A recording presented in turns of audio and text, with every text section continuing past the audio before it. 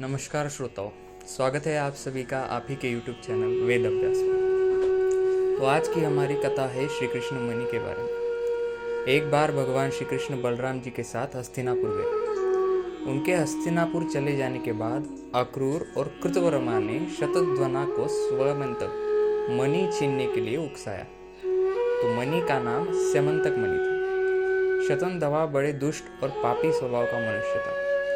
अक्रूर और कृतवर्मा के बहकाने पर उसने लोभवश सोए हुए सत्यजीत को मौत के घाट उतार दिया और मणि लेकर वहां से चला गया। शतंधवा द्वारा अपने पिता के मारे जाने का समाचार सुनकर सत्यभामा शोकातुर होकर रोने लगी। फिर भगवान श्री कृष्ण का स्मरण कर उसने यह प्रतिज्ञा की कि जब तक श्री कृष्ण शतंधवा का वध नहीं कर देंगे वह अपने पिता का दाह संस्कार नहीं होने देगी। इसके बाद उसने हस्तिनापुर जाकर श्री कृष्ण को सारी घटना से अवगत कराया। वे उसी समय सत्यभामा और बलराम जी के साथ हस्तिनापुर से द्वारका की ओर लौट आए। द्वारिका पहुंचकर उन्होंने शतंधवा को बंदी बनाने का आदेश दे दिया। जब शतंधवा को ज्ञात हुआ कि श्री कृष्ण ने उसे बंदी बनाने का आदेश दे दिया है तो वह भयभीत होकर कृतवर्मा और अक्रूर के पास आ गया और उनसे सहायता की प्रार्थना की, किंतु उन्होंने सहायता करने से इनकार कर दिया। तब उसने स्यमंतक मणि अक्रूर को सौंप दी और अश्व पर सवार होकर द्वारिका से भाग निकला। श्री कृष्ण और बलराम को उसके भागने की सूचना मिल चुकी थी, अतः उसका वध करने के लिए वह रथ पर सवार होकर उसका पीछा करने लगे।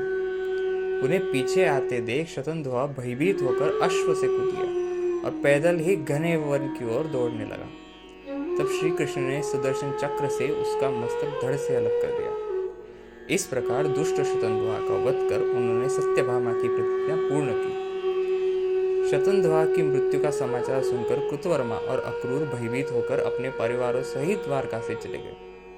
श्री कृष्ण अक्रूर से बड़ा प्रेम करते थे। जब उन्हें अक्रूर के द्वारिका से जाने का समाचार मिला तो वह अत्यंत दुखी हो गए। उन्होंने उसी क्षण सैनिकों को आज्ञा दी कि वह अक्रूराज जी को ससम्मान द्वारिका वापस ले आए।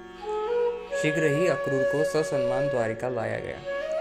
उनका अतिथि सत्कार करने के बाद श्री कृष्ण प्रेम भरे स्वर में बोले, चाचा श्री, मैं पहले से ही जानता था कि शतंधवा स्यमंतक मणि आपके पास छोड़ गया, किंतु हमें उसकी आवश्यकता नहीं है।